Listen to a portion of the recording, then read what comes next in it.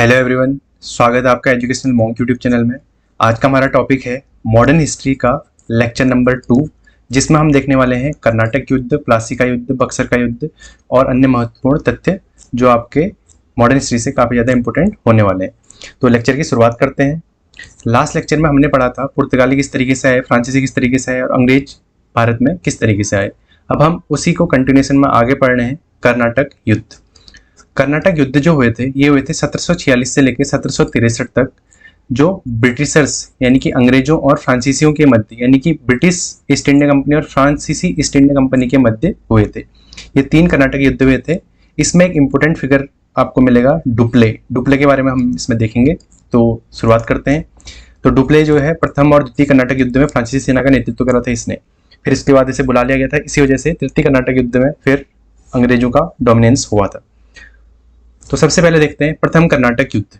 प्रथम कर्नाटक युद्ध जो हुआ था ये आपका 1746 से 1748 तक हुआ था। इसमें डेट भी इंपॉर्टेंट है, याद रखिएगा। तो इसका कारण क्या था? कारण था इसका यूरोप में जो ऑस्ट्रियाई उत्तराधिकार का युद्ध शुरू हुआ था 1940 में। 40 से जो युद्ध शुरू हुआ था उसी का ये एक तरीके से उसी का एक हिस्सा था। यानी कि यूरोप में फ्रांसीसी और अंग्रेज लड़ रहे थे, उसी के तहत फिर इंडिया में भी उसका इम्पैक्ट पड़ा और यहाँ भी वो लड़ना शुरू कर दी। ऑस्ट्रिया में एक हैम्सबर्ग करके एक एम्पायर था जिसमें उत्तराधिकार की लड़ाई चल रही थी, जहाँ वही जिस तरीके से राजाओं का क्या होता है, उनके आसपास के लोग आपस में लड़ाई कर लेते हैं राजा के मरने के बाद, उस तरीके से उत्तराधिकार का युद्ध चल रहा था। जैसे इंडिया में चलता है वैसे ही यूरोप में भी सभी जगह चलता है। उस तरीके से ये चीज़ें चल रही थी ऑस्ट्रिया में। ऑस्ट्रिया जो यूरोप की कंट्री है, तो उसका इम्पैक्ट भारत तक हुआ। अंग्रेज और फ्रांसीसी भारत में भी लड़ने लग गए इसकी वजह से। तो इसमें इंपॉर्टेंट जो व्यक्तित्व थे वो कौन थे? एक था डुप्लेक्स या डुप्ले, जो फ्रांसीसी गवर्नर था। और उसने क्या करा, जब अंग्रेजों के साथ युद्ध की शुरुआत हो रही थी तो ला बोर्डेनेस था जो फ्रांस का एडमिरल था, ये मॉरिशस में मौजूद था उसमें। तो डुप्ले ने बोला ला बोर्डेने से आ जाओ भाई, यहाँ युद्ध शुरू हो गया। तो इस तरीके से ये डुप्ले की मदद करने आ गया था। और अंग्रेजों की तरफ से कौन था? स्ट्रिंगर लॉरेंस था, और उसने नवाब की मदद ली थी, नवाब अनवरुद्दीन की। अभी द्वितीय कर्नाटक युद्ध में अनवरुद्दीन का रोल ज़्यादा इंपॉर्टेंट हो जाता है। तो इस तरीके से युद्ध हुआ और इसमें क्या हुआ, फ्रांसीसियों का दबदबा काफ़ी ज़्यादा रहा और इसमें फ्रांसीसियों ने 1746 में मद्रास पर कब्जा कर लिया और नवाब अनवरुद्दीन ने फ्रांसीसियों पर हमला करा था क्योंकि अंग्रेजों की तरफ से लड़ रहा था। ये एक इंपॉर्टेंट चीज़ रही थी। और सेंट थॉम जो अडियार में सेंट थॉम का युद्ध हुआ था, जिसमें छोटी फ्रांसीसी सेना ने बड़ी भारतीय सेना यानी कि जो अनवरुद्दीन की सेना थी उसे हरा दिया था। मतलब इस तरीके से रहा था कि इसमें फ्रांसीसियों का काफ़ी इंपॉर्टेंट रोल रहा था और इन्होंने एक तरीके से विजय प्राप्त कर ली थी अंग्रेजों पर। और जो अंग्रेजों का साथ दे रहा था कौन? अनवरुद्दीन पर भी। ये कैसे समाप्त हुआ? जो यूरोप में लड़ाई चल रही थी वहाँ पीस हुई तो इंडिया में भी पीस होगी। तो वो संधि कौन सी है? ये नाम इंपॉर्टेंट है, एक्स ला चैपल संधि। ये 1748 में हुई। ला चैपल संधि है, एक्स ला चैपल संधि बोल सकते हैं। मद्रास वापस अंग्रेजों को दे दिया गया, फ्रांसीसियों ने जीत लिया था, फिर वापस दे दिया गया संधि के तहत और युद्ध समाप्त हुआ। फिर इससे क्या पता चला? फ्रांसीसी और ब्रिटिशर्स को ये पता चला जो देसी राजा हैं यानी कि भारत में जो राजा मौजूद हैं उनको ये हरा सकते हैं। उनको अपनी शक्ति का एहसास हुआ। अनुशासित यूरोपीय सेना जो है भारतीय सेना को हरा सकती है, ये उन्हें पता चला। पहली बार ये साबित हुआ इन युद्धों से। वो अब चेक भी कर रहे थे तो उन्हें चेक करके पता चल गया कि हाँ भाई ये हरा सकते हैं, हम राज कर सकते हैं। तो नौसेना और नेवी का महत्व भी समझ आ गया इसी तरीके से। तो ये हुआ प्रथम कर्नाटक युद्ध। अब देखते हैं जो कर्नाटक युद्ध हुआ था ना, बेसिकली अगर इसको मैप में ऑब्जर्व करें तो ये है निजाम का शासन, निजाम था। और नीचे मैसूर, छोटे छोटे जो राज्य थे, ये त्रावणकोर राजा जहाँ राजा मार्तंड वर्मा थे, हमने लास्ट लेक्चर में देखा था। और ये आरकोट वाला जो रीजन था ना, यही कर्नाटक। अंग्रेज थोड़ा प्रोनाउंसिएशन कर नहीं पाते थे तो इन्होंने इसका कर्नाटिक नाम दे दिया। ये आरकोट वाला रीजन था, इसी में हुआ था कर्नाटक का युद्ध। और यहीं एक छोटा सा ये तंजौर भी राज्य था। और इस तरीके से अलग अलग यहाँ पे नॉर्दर्न सरकार हो गया। ये सब जो है छोटे छोटे क्षेत्र मौजूद थे जहाँ अलग अलग लोग राजा बन के बैठे हुए थे। फिर देखते हैं द्वितीय कर्नाटक युद्ध। द्वितीय कर्नाटक युद्ध आपका शुरू होता है 1749 से लेके और चलता है 1754 तक। इसका कारण क्या था? हैदराबाद में उत्तराधिकार विवाद चल रहा था। जो निजाम था, निजाम धीरे धीरे बूढ़ा हो रहा था और उसकी मौत होगी। तो फिर उसके बाद वही उत्तराधिकार की लड़ाई हर जगह जिस तरीके से चलती रहती है। तो नासिर जंग और मुजफ्फर जंग, हैदराबाद में ये दो आपस में लड़ रहे थे। और कर्नाटक में भी इसी तरीके से चल रहा था, अनवरुद्दीन और चंदा साहेब, इन दोनों के बीच में विवाद चल रहा था, उत्तराधिकार का युद्ध चल रहा था। हैदराबाद में नासिर जंग और मुजफ्फर जंग, कर्नाटक में अनवरुद्दीन और चंदा साहब, अनवरुद्दीन और चंदा साहब नवाब बनना चाहते थे कर्नाटक में, और हैदराबाद में बनना चाहते थे नासिर जंग और मुजफ्फर जंग। ये इंपॉर्टेंट फैक्ट है, याद रखिएगा, इनसे एग्जाम में क्वेश्चन बने हुए। तो हुआ क्या, फ्रांसीसियों और अंग्रेजों को भी मौका मिला, तो इन्होंने भी किस किस का साथ दिया। यहाँ पे देखिए, फ्रांसीसियों ने किसका साथ दिया, मुजफ्फर जंग का साथ दिया हैदराबाद में, और चंदा साहिब का साथ दिया कर्नाटक में। और अंग्रेजों ने किसका साथ दिया, नसीर जंग का साथ दिया हैदराबाद में, और मोहम्मद अली जो है अनवरुद्दीन का बेटा, अनवरुद्दीन की मौत हो जाती है तो मोहम्मद अली का साथ दिया अंग्रेजों ने। तो इसमें कौन कौन सी प्रमुख घटनाएं हुई। सबसे पहले अंबूर का युद्ध हुआ 1749 में, जिसमें अनवरुद्दीन मारा गया। फिर इसका बेटा आया मोहम्मद अली, फिर इसने बोला कि मेरी भी मदद करो अंग्रेजों से, तो अंग्रेजों ने बोला ठीक है हम आपकी मदद कर देते हैं। तो इस तरीके से अंग्रेजों ने नसीर जंग और मोहम्मद अली का साथ दिया, और फ्रांसीसी ने मुजफ्फर जंग और चंदा साहब का साथ दिया। तो ये इसमें से क्वेश्चन बन सकता है, तो इसको थोड़ा सा याद करने की कोशिश करते हैं। फ्रांसीसी एफ, इन्होंने साथ दिया किसका, मुजफ्फर जंग और चंदा साहिब, FMC। और अंग्रेजों का बोलेंगे तो ब्रिटेन, नसीर जंग और मोहम्मद अली या अनवरुद्दीन या मोहम्मद अली, BNM या BNA बोल सकते हैं। इस तरीके से आप नेमोनिक्स की मदद से याद कर सकते हैं। फिर ऐसे अर्कॉट का युद्ध हुआ, अर्कॉट यानी कि जो कर्नाटक, जिसको बाद में कर्नाटक बोला गया। रॉबर्ट क्लाइव ने यहाँ क्या करा, अचानक से हमला करा, और रॉबर्ट क्लाइव यहाँ से उभर कर आया, तो इससे अंग्रेजों की प्रतिष्ठा बढ़ गई अर्कॉट के युद्ध से। पहले युद्ध में क्या हुआ, फ्रांसीसी जो है ये विजयी रहे थे, और दूसरे युद्ध में क्या हुआ, अंग्रेजों ने अपनी रॉबर्ट क्लाइव की मदद से अंग्रेजों ने काफी अच्छा इम्पैक्ट डाला, और इनकी मतलब इन्होंने बढ़त हासिल करी। और अंततः इसमें अगर बोला जाए तो ब्रिटिशर्स विजयी रहे थे, इसमें द्वितीय कर्नाटक युद्ध में। इसमें फिर संधि भी कौन सी, पुडुचेरी की संधि या पौंडीचेरी की संधि 1754 में। डुप्लेक्स को वापस बुला लिया गया, डुप्ले ने काफी अच्छा परफॉर्म किया था, बट इसे वापस बुला लिया गया। फ्रांसीसी ने बोला कि बहुत सारे रिसोर्सेज आपने वेस्ट कर लिए हैं, तो इस तरीके से डुप्ले को वापस बुला लिया फ्रांस ने। तो भारतीय राज्यों के मामले में हस्तक्षेप न करने की इस तरीके से बातें मान ली फ्रांसीसियों ने। फिर इससे क्या हुआ, अंग्रेज जो है दक्षिण भारत में काफी पावरफुल हो गए, और फ्रांसीसी प्रभाव धीरे धीरे कमजोर होने लगा। क्यों, क्योंकि डुप्लेक्स को वापस बुला लिया था। डुप्लेक्स काफी अच्छा एक बोल सकते हैं योद्धा था। तो ये हुआ द्वितीय कर्नाटक युद्ध। अब आते हैं तृतीय कर्नाटक युद्ध। इसका कारण क्या था, इसका कारण भी यूरोप का ही था। यूरोप में सप्तवर्षीय वॉर या 7 ईयर्स वॉर चल रही थी, और तृतीय कर्नाटक युद्ध हुआ था 1756 से लेकर 1763 तक। इसका प्रभाव भी भारत में पड़ा, ये भी यूरोप से संबंधित था। इसमें प्रमुख व्यक्ति कौन से, अंग्रेजों की तरफ से आयरकूट, और फ्रांसीसियों की तरफ से काउंट डे लाली और आयरकूट के मध्य हुआ था तृतीय कर्नाटक युद्ध। इसमें जो प्रमुख घटनाएं हुई थी कौन सी, वॉन्डिवॉस की घटना। वॉन्डिवॉस का युद्ध जो है ये काफी इंपॉर्टेंट है, 22 जनवरी 1960 को हुआ था, जिसमें अंग्रेजों ने निर्णायक विजय प्राप्त करी। और फिर 1761 में क्या हुआ, पुडुचेरी पर अंग्रेजों का कब्जा हो गया, और भारत में फ्रांसीसी शक्ति ऑलमोस्ट समाप्त हो गई। इसके बाद फ्रांसीसियों को मौका नहीं मिला, वो उभर नहीं पाए। जो अंग्रेजों का जो दबदबा था वो बहुत ज्यादा बढ़ गया, और फ्रांसीसी को इन्होंने एक तरीके से एक लिमिटेड शक्ति के रूप में इन्होंने धीरे धीरे बाहर का रास्ता ही दिखा दिया। इसके बाद फ्रांसीसी काफी कमजोर हो गए थे। और इसकी संधि, ये भी यूरोप में जो संधि हुई उसी के तहत यहाँ भी संधि होगी 1763 में। पुडुचेरी संधि के तहत पुडुचेरी वापस फ्रांस को लौटा दिया गया, और वहाँ सिर्फ व्यापार करने की अनुमति मिली, राजनीति नहीं। और इनको सेना रखने के से भी मना कर दिया था फ्रांसीसी को, तो धीरे धीरे वो बहुत ज्यादा कमजोर हो गए थे। इसका महत्व क्या हुआ, भारत में अंग्रेज सबसे बड़ी यूरोपीय शक्ति बन गई, और फ्रांसीसी केवल व्यापार तक सीमित रह गए। ये हुआ तृतीय कर्नाटक युद्ध। अब इनसे क्वेश्चन बनते हैं, तो इसके लिए मैंने एक टेबल बना रखी है, उससे भी थोड़ा सा मेमोराइज करने की कोशिश करते हैं। प्रथम कर्नाटक युद्ध 1746 से 48 तक, ईस्ट इंडिया कंपनी में मेजर स्टिंग लॉरेंस और फ्रांसीसियों की तरफ से डुप्ले और बोर्डोनोइस। हुई कौन सी संधि, एक्सला चापेल। द्वितीय कर्नाटक युद्ध 1749 से 1754, ईस्ट इंडिया कंपनी की तरफ से रॉबर्ट क्लाइव और अनवरुद्दीन और मोहम्मद अली और नासिर जंग, ये थे ईस्ट इंडिया कंपनी यानी कि अंग्रेजों की तरफ से। और फ्रांसीसियों की तरफ से डुप्ले, मुजफ्फर जंग और चंदा साहिब, ये मैंने बताया था ना। फ्रांसीसियों की तरफ से FMC, और अंग्रेजों की तरफ से क्या बोलते हैं, ब्रिटिश हो गए, और अनवरुद्दीन, मोहम्मद अली और नसीर जंग, BMN या BAM, किस तरीके से भी आप याद रख सकते हैं। और इसमें कौन सी, पौंडीचेरी की संधि हुई। तृतीय कर्नाटक युद्ध 1758 से 63, आयरकूट और वॉन्डिवॉस का युद्ध हुआ था, और फ्रांसीसियों की तरफ से लाली और बुस्सी, ये 2 लोग थे, और पेरिस की संधि हुई। और इसको याद करना चाहे प्रथम द्वितीय तृतीय कर्नाटक युद्ध की अगर संधियों को याद रखें तो इसको याद इस तरीके से कर सकते हैं, ला पा पे, ला से एक्सला चापेल, पा से पांडिचेरी, पे से पेरिस। प्रथम कर्नाटक युद्ध, द्वितीय कर्नाटक युद्ध और तृतीय कर्नाटक युद्ध, जो संधियां, इस तरीके से आप याद रख सकते हैं। फिर इसी को मैंने एक और टेबल में रख रखा है, इसको आप स्क्रीनशॉट ले सकते हैं। इसमें भी वही चीजें हैं जो इसके प्रमुख कारण थे। ब्रिटिश समर्थक कौन थे, फ्रांसीसी समर्थक, मुख्य युद्ध कौन सा हुआ था, मुख्य नेता, संधि और परिणाम किस तरीके से हुए थे। ठीक है, ये भी आप याद रख सकते हैं। फिर देखते हैं बंगालों में अंग्रेजों का उदय किस तरीके से हुआ। बंगाल भी एक छोटा जो क्षेत्र था, मतलब छोटा इन द सेंस कि मुगलों के रिस्पेक्ट में बोल रहा हूँ मैं। तो मुगलों से धीरे धीरे क्या हुआ, अलग अलग छोटे छोटे क्षेत्र बन के उभरे थे, जैसे हैदराबाद में, वैसे बंगाल में क्या था, मुर्शिद कुली खान ने क्या करा, बंगाल में एक तरीके से नवाब बन के बैठा हुआ था, बंगाल का प्रथम नवाब 1717 से 1727 तक रहा था।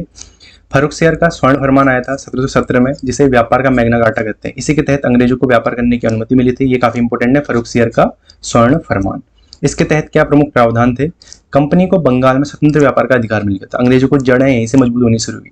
पहले धीरे धीरे व्यापारी बने, फिर उन्होंने वहाँ की राजनीति में हस्तक्षेप करना शुरू करा और अंततः फिर उन्होंने प्लासी का युद्ध और बक्सर के युद्ध में विजय प्राप्त कर अपना राज्य स्थापित करा।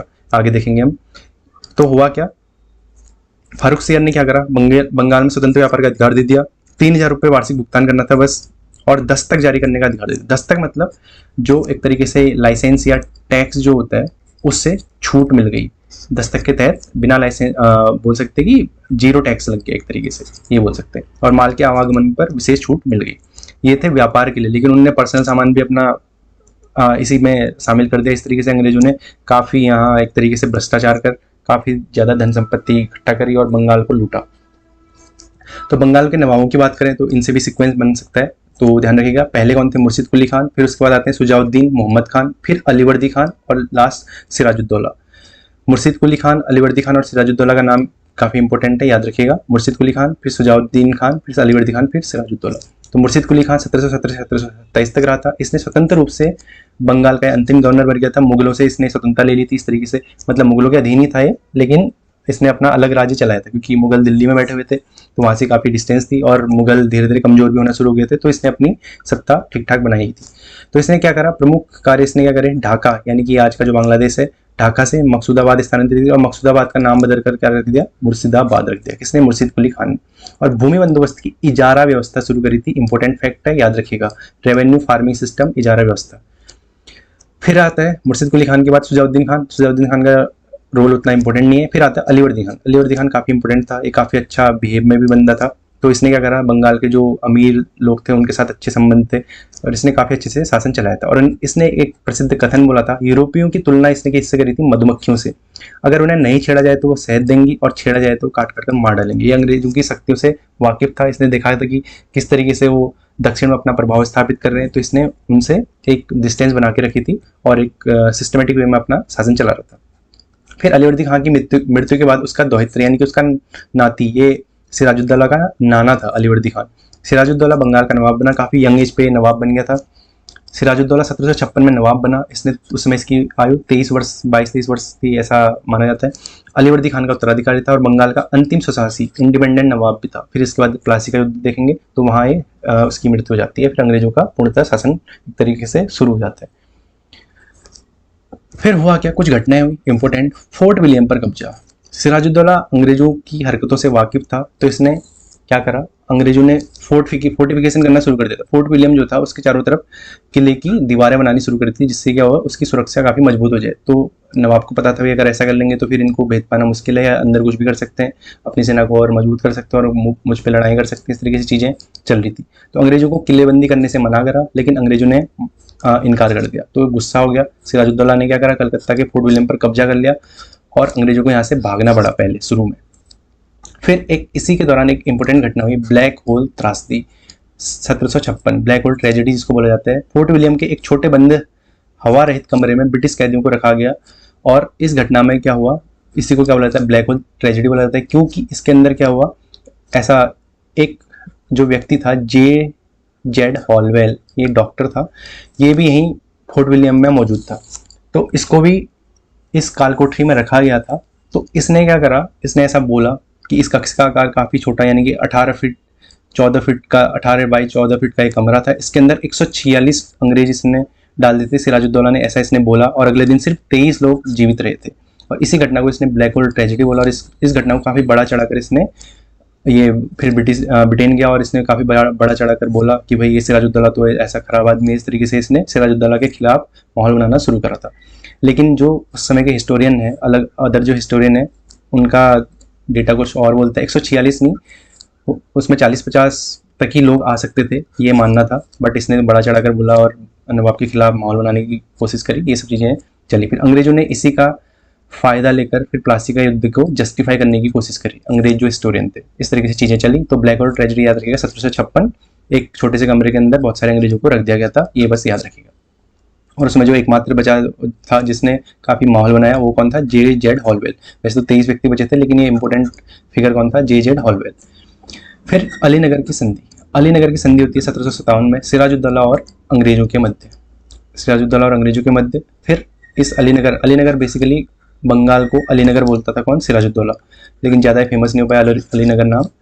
ये सब चीज़ें चली। अलीनगर की संधि 1757 याद रखिएगा। इसी संधि से आगे चलकर फिर प्लासी के युद्ध का कॉन्सेप्ट शुरू हुआ। यहीं से धीरे धीरे सिराजुद्दौला जो था अपने आसपास के लोगों को खुश नहीं रख पाता था, वो थोड़ा सा सनकी मिजाज का था, इस तरीके से बोला जाता है।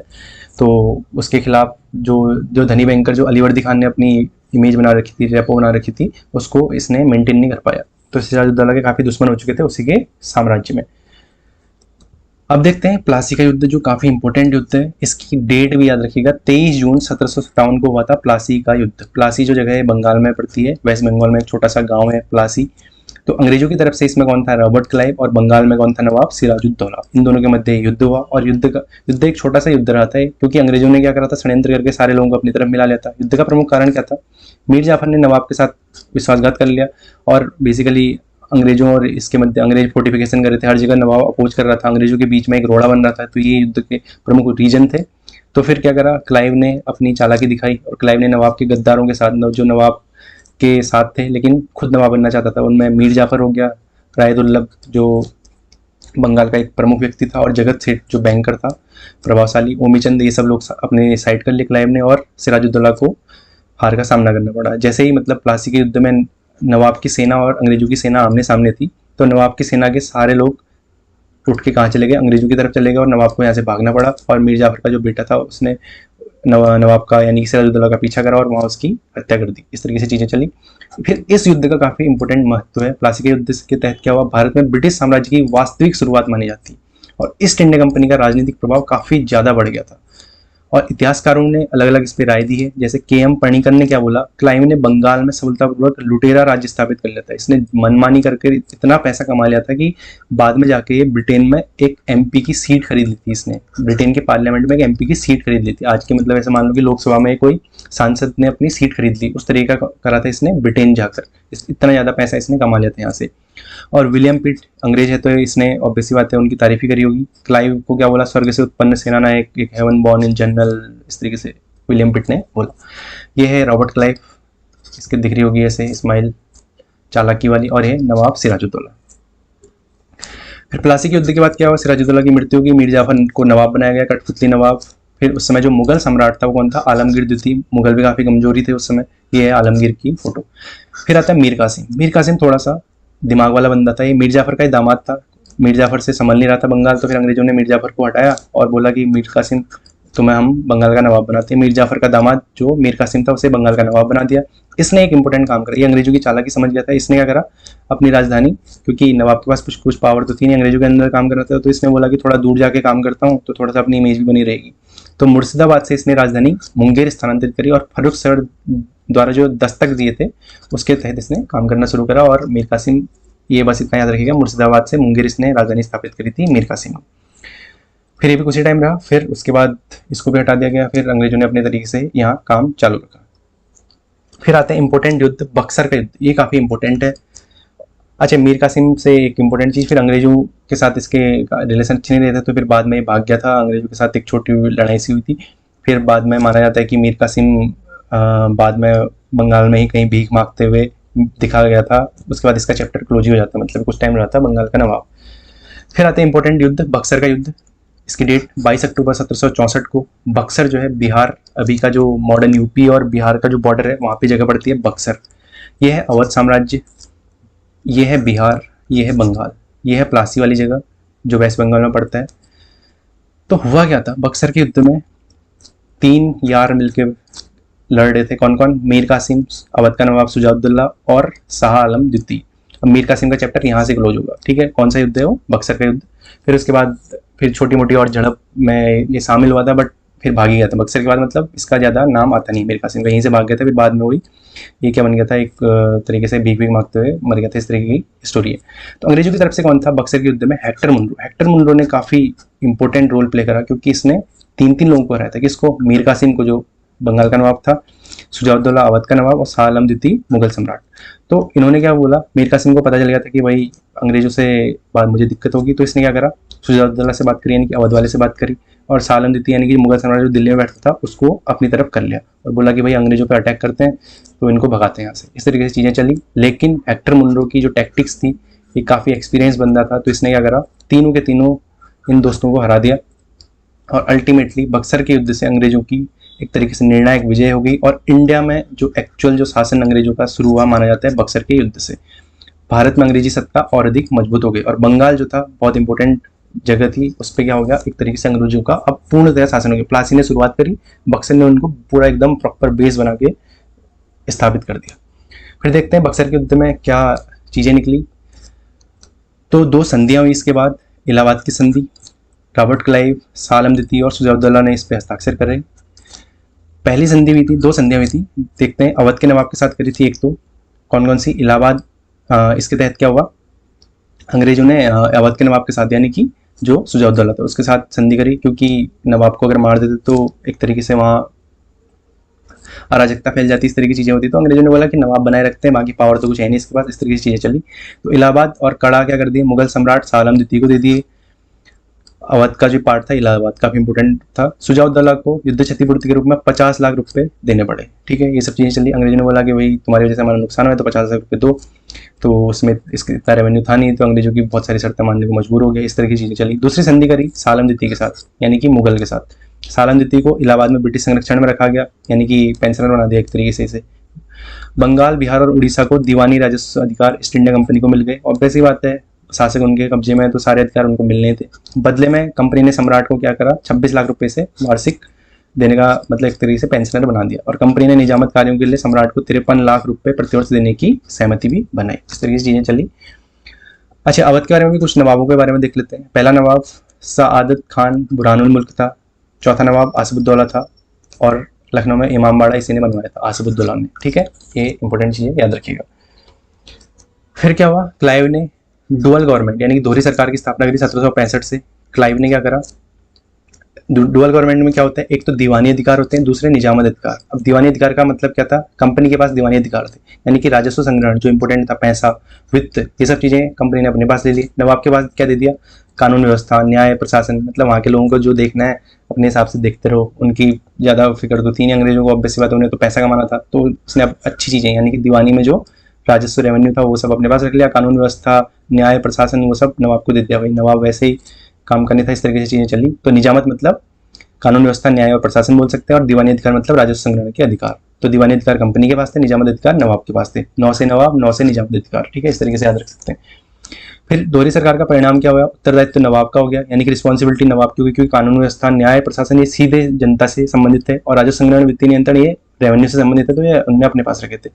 तो वास्तविक शक्ति कंपनी के पास थी। ऑब्वियसली बात है, पैसे वैसे सब कंपनी के पास है, वही चलाएगी। भारत में अंग्रेजी शासन की मजबूत नींव यहीं से पड़ी थी।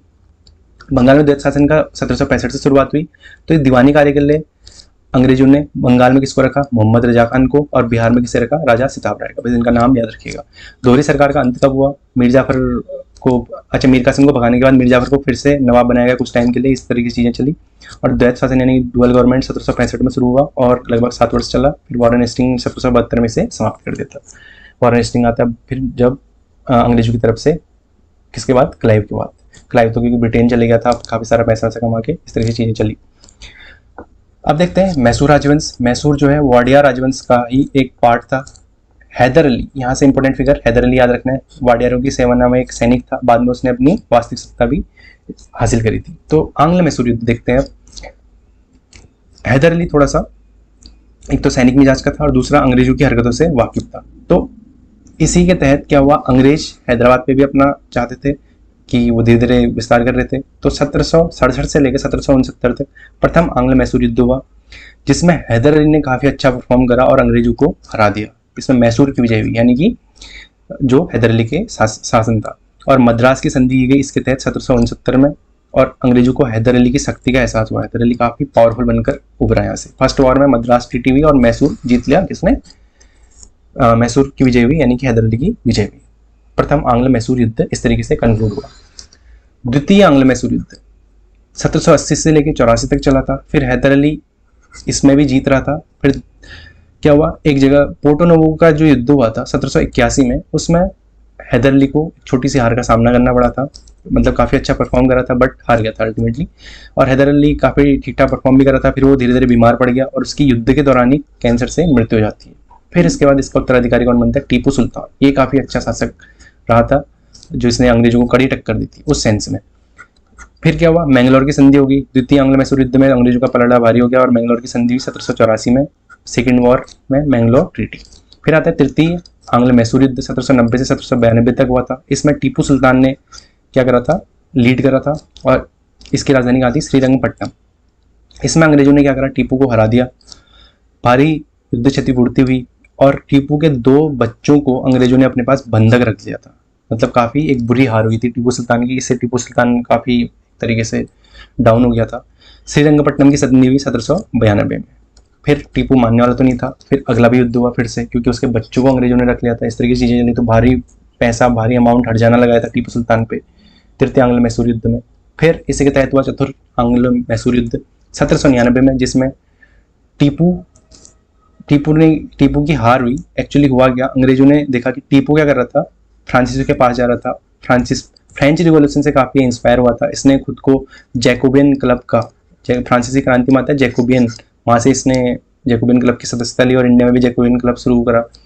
तो इसने काफ़ी चीज़ें करने की कोशिश करी बट ये अल्टीमेटली सक्सेसफुल नहीं हो पाया और अंततः टीपू सुल्तान युद्ध में मारा गया और मैसूर पर अंग्रेजों का प्रभुत्व स्थापित हो गया। और शेर मैसूर किससे बोला जाता है? टीपू सुल्तान को। तो इस तरीके से हुआ आंग्ल मैसूर युद्ध कंक्लूड हो गए। प्रथम, द्वितीय, तृतीय और चतुर्थ। इसको क्विकली इस टेबल से रिवाइज करते हैं। प्रथम हुआ था 1767 से 1769, मद्रास की संधि हुई थी, मैसूर विजयी हुआ था। द्वितीय हुआ था 1780 से 84, मैंगलोर की संधि हुई थी और बेसिकली अंग्रेज थोड़ा सा इसमें ओवरकम कर गए थे। मतलब अंग्रेज विजयी हो गए थे एक तरीके से बोल सकते हैं, लेकिन एक ऑलमोस्ट टाई भी मान सकते हैं क्योंकि हैदर अली की मृत्यु हो गई थी तो उस रीजन से थोड़ा सा डाउन हो गए थे मैसूर। तृतीय युद्ध हुआ था 1790 से 92, श्रीरंगपट्टनम, टीपू की पराजय हो गई थी। फिर चतुर्थ में तो 1799, इसमें संधि होने की बात ही नहीं थी, टीपू सुल्तान की तो मृत्यु हो गई थी, तो संधि क्या करते? तो 1799 चतुर्थ आंग्ल मैसूर युद्ध। तो इस तरीके से हमने आज के लेक्चर में डिस्कस करा प्लासी का युद्ध, कर्नाटक युद्ध और बक्सर का युद्ध और आंग्ल मैसूर युद्ध। बाकी देखते हैं नेक्स्ट लेक्चर में। Thank you.